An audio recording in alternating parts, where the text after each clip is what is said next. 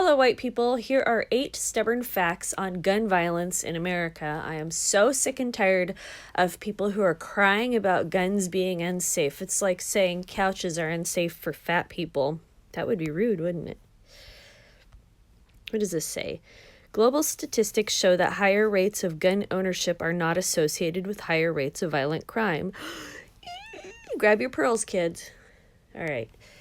In the wake of the tragic murder of 17 innocent students and teachers at Marjory Stoneman Douglas High School in Parkland, Florida, students, educators, politicians, and activists are searching for solutions to prevent future school shootings. As emotions morph from grief to anger to resolve, it is vitally important to supply facts so that policymakers and professionals can fashion solutions based on objective data, rather than well-intended but misguided emotional fixes. Are there ways to reduce gun violence and school shootings? Yes, but only after objectively assessing the facts and working collaboratively to fashion common sense solutions. I know that sounds really lib-shitty, but I'll get to the point here pretty soon. This is not a bad article. Here are 8 stubborn facts to keep in mind about gun violence in America. Violent crime is down and has been on the decline for decades. The principal public safety concerns with respect to guns are suicides and illegally owned handguns, not mass shootings. A small number of factors significantly increase the likelihood that a person will be a victim of a gun-related homicide. Gun-related murders are carried out by a predictable pool of people. Ding, ding, ding, ding. Higher rates of gun ownership are not associated with rates of violent crime. There is no clear relationship between strict gun control legislation and homicide or violent crimes. Legally owned firearms are used for lawful purposes much more often than they are used to commit crimes or suicide. Concealed carry permit holders are not the problem, but they may be part of the solution. Fuck that permit holder shit. We need constitutional carry. Each of these facts is firmly based on empirical data. Here is a deeper look. Number 1, America is relatively safe and the trend is toward becoming safer. According to the National Crime Victimization Survey, violent crime has been declining steadily since the early 1990s. And if anybody is interested, in the 1990s, that's when the government opened up the floodgates wide open. Well, it was actually in the 60s, but they started really coming in about the 80s. The third world started coming into America, and they brought drugs, sex trafficking, weapons trafficking. They brought all kinds of crime that America had never seen before.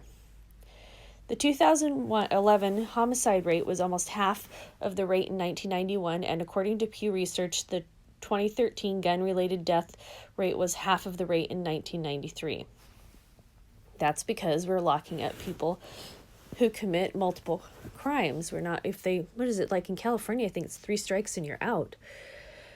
The number of non-fatal firearm crimes committed in 2011 was 1/6 the number committed in 1993. In the past few years, there have been minor increases in certain types of violent crime, mainly in large metropolitan areas. However, these increases are nowhere near those seen in the 1990s and are largely related to gang activity.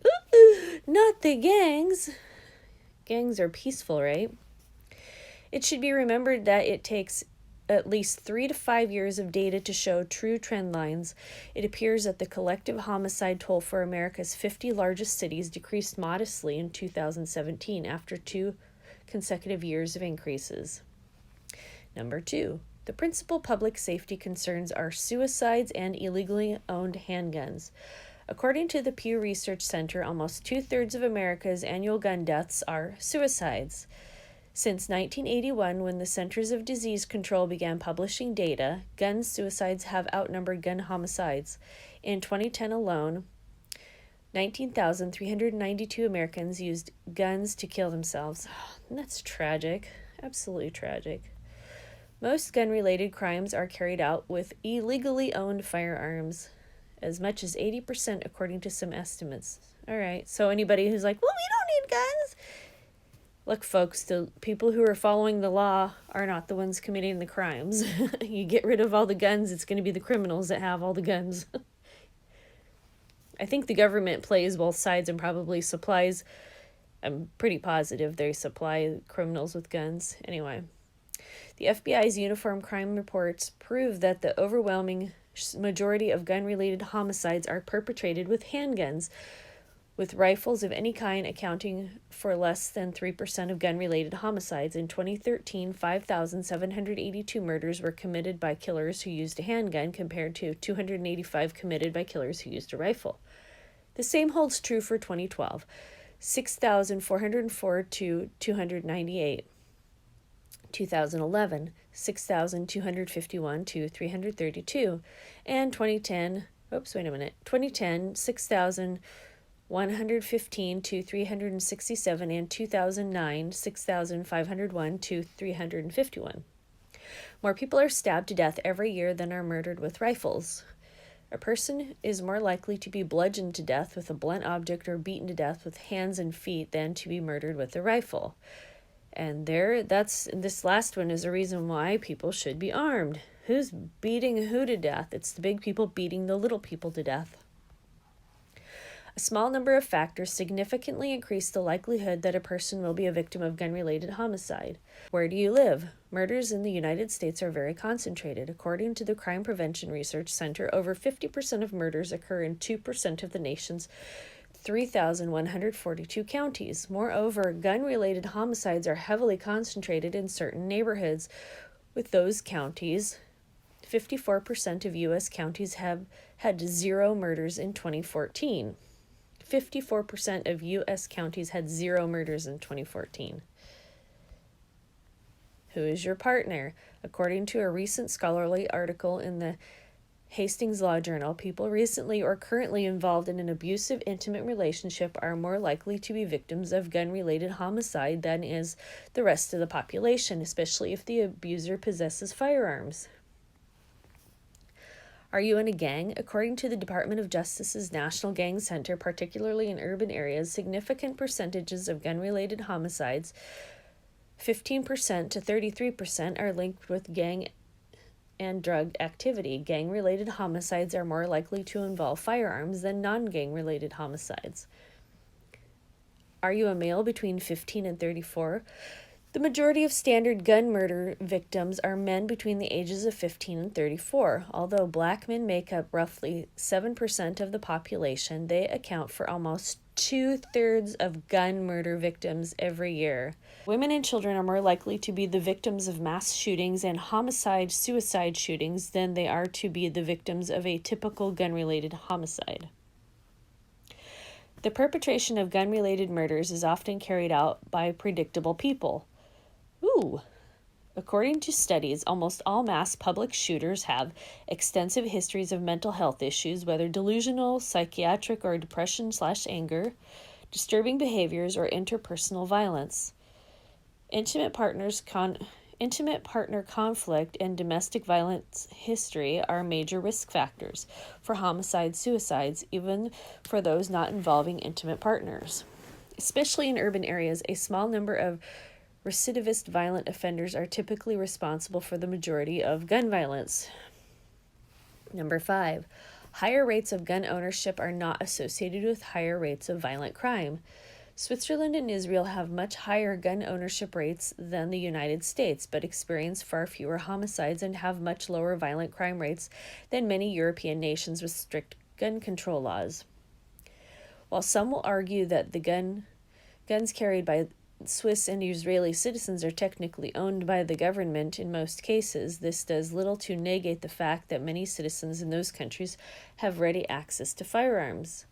Canada is ranked 12th in the world for the number of civilian-owned guns per capita and reports one of the world's lower homicide rates. But even then, some provinces have higher homicide rates than U.S. states, with less restrictive gun laws and higher rates of gun ownership. Although most gun control advocates have noted that right-to-carry states tend to experience slight increases in violent crime, other studies have noted the opposite effect. Higher rates of concealed carry permit holders are even more strongly associated with reduction in violent crime than are right-to-carry states. The probable reason for this is that right to carry studies often include open carry states, which have not been shown to correlate with more people actually carrying or even owning firearms. Rates of concealed carry permit holders are better indicators of the number of people who actually possess and carry firearms within a given population. Further, as with most correlations, there are many other factors that can account for increases in concealed carry permits, including the fact that people who live in already dangerous neighborhoods seek out means of self-defense. The Huffington Post noted that the rate of concealed carry permit requests in Chicago has soared in recent years after the city loosened restrictions, in large part, according to the Chicago Tribune, because law-abiding citizens are increasingly worried about rising rates of violent crime in the city. The rate of gun ownership is higher among whites than it is among African Americans, but the murder rate among African Americans is significantly higher than the rate among whites. Similarly, the rate of gun ownership is higher in rural areas than in urban areas, but urban areas experience higher murder rates. There is no clear relationship between strict gun control legislation and homicide or violent crimes. The Brady campaign against gun violence, ironically, makes this clear with its ratings. For states based on gun laws, gun freedom states that score poorly, like New Hampshire, Vermont, Idaho, and Oregon, have some of the lowest homicide rates. Conversely, gun control loving states that receive high scores, like Maryland and Illinois, experience some of the nation's highest homicide rates. The Crime Prevention Research Center notes that, if anything, the data indicates that countries with the highest rates of gun ownership tend to have lower homicide rates, but this is only a correlation, and many factors do not necessarily support a conclusion that high rates of gun ownership cause the low rates of homicide. Homicide and firearm homicide rates in Great Britain spiked in the years immediately following the imposition of severe gun control measures, despite the fact that most developed countries continued to experience a downward trend in these rates. This is also pointed out by noted criminologist John Lott in his book, The War on Guns. Similarly, Ireland's homicide rate spiked in the years immediately following the country's 1972 gun confiscation legislation. Australia's National Firearms Act appears to have had little effect on suicide and homicide rates, which were falling before the law was enacted and continued to decline at a statistically unremarkable rate compared to world trends. According to research compiled by John Lott and highlighted in his book, The War on Guns, Australia's armed and unarmed robbery rates both increased markedly in the 5 years immediately following the National Firearms Act, despite the general downward trend experienced by other developed countries. Great Britain has some of the strictest gun control laws in the developed world, but the violent crime rates for homicide, rape, burglary, and aggravated assault is much higher than that in the U.S. Further, approximately 60% of burglaries in Great Britain occur while residents are at home, compared to just 13% in the U.S., and British burglars admit to targeting occupied residences because they are more likely to find wallets and purses. It is difficult to compare homicides and firearm-related murder rates across international borders because countries use different methods to determine which deaths count. For purposes of violent crime, for example, since 1967, Great Britain has excluded from its homicide counts any case that does not result in a conviction. Wow. That was the result of dangerous driving, or in which the person was determined to have acted in self-defense. All of these factors are counted in homicides in the United States. Well, that's really good to know, isn't it? Number 7, legally owned firearms are used for lawful purposes much more often than they are used to commit crimes or suicide. In 2013, President Barack Obama ordered the Centers for Disease Control and Prevention to assess existing research on gun violence. The report, compiled by the Institute of Medicine and the National Research Council, found, among other things, that firearms are used defensively hundreds of thousands of times every year. Wow. I think that's 5 million. I think 5 million crimes are prevented because of gun ownership.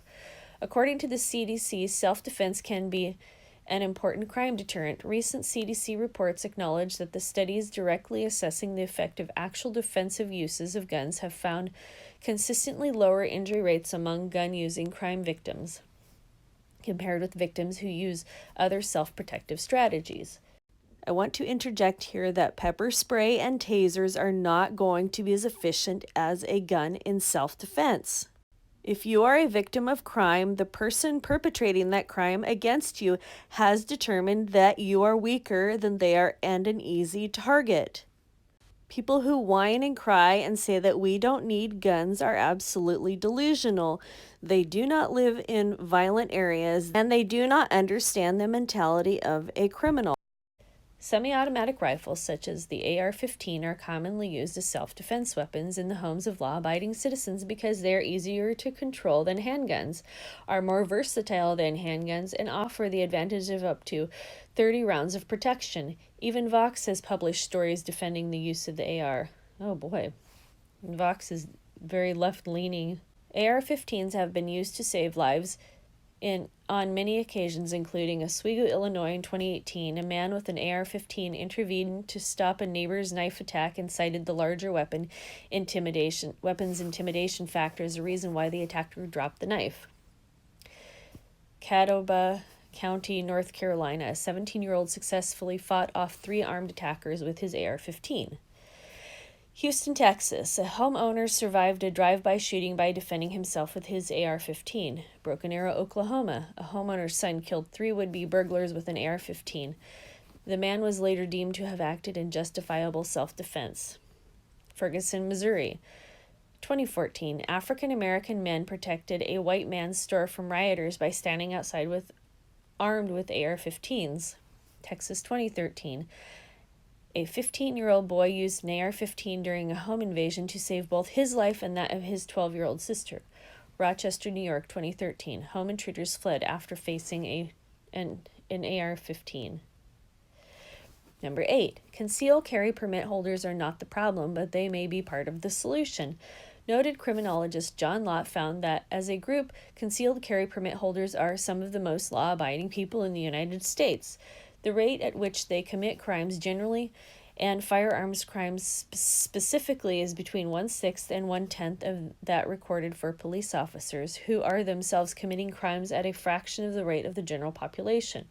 Between 2007 and 2015, murder rates dropped 16% and violent crime rates dropped 18%, even though the percentage of adults with concealed carry permits rose by 190%.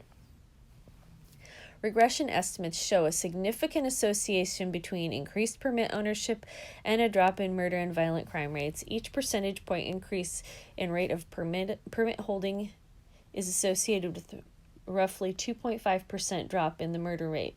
Concealed carry permit holders are often the good guy with a gun, even though they rarely receive the attention of the national media. Concealed carry permit holders were credited with saving multiple lives. And there you have it. Here's a list of places where people's lives were saved because of gun owners. And if you want to know the real truth, the reason why we have gun registries and background checks is so that the government can make money. It's just how they tax gun owners. It doesn't have anything to do with making society safer. Government only creates money by taxing the hell out of people. All right, that's the damage for today. Thank you for listening.